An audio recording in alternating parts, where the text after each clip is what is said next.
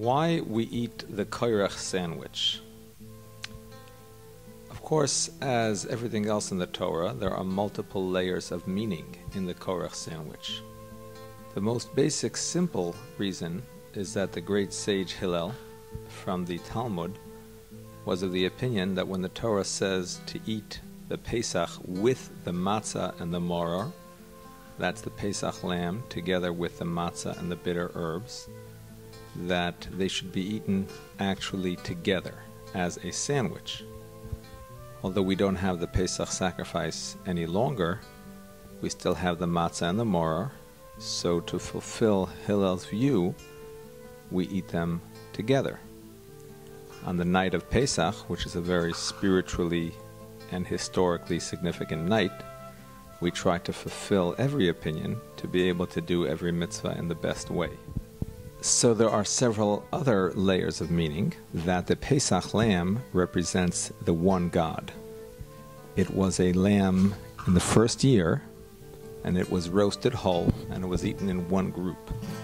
So it represents oneness and the unity of the one God.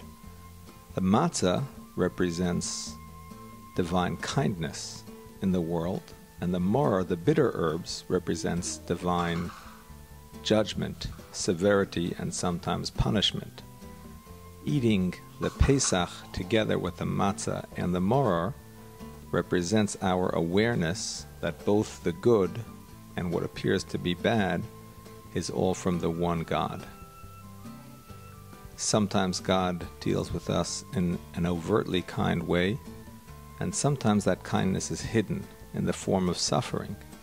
But ultimately, this is for our perfection and for the perfection of the entire world. Now, at the time of the temple, they actually ate the Pesach lamb. That represents that they were aware of how God was orchestrating the entire world. They felt it palpably.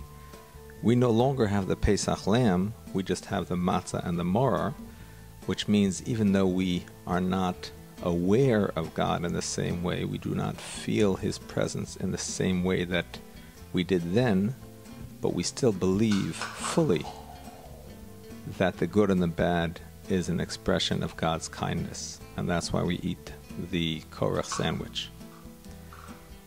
A moral lesson that can be learned from the Korech sandwich is taught to us by Reb Moshe of Chust, the author of the Arugas HaBoisam. He says that maror represents harsh words, bitter words, words of criticism. When you want to criticize somebody, you need to sandwich it with the two pieces of matzah, kindness. You have to begin by praising the person, and this opens them up and makes them receptive to what you are going to say, which may be a little bit critical. But then you have to finish also with words of praise and appreciation for them, and this shows them that you are not out to critique them, but that you are simply being honest and you are sharing with them both the good and the bad. On a slightly deeper level, the maror represents a critical attitude that we may have towards somebody, and the matzah represents the fact that we need to overpower that attitude with an attitude of kindness and see the person with their good qualities and appreciate their good qualities, and thus overwhelm our negative attitude with a positive, kind attitude.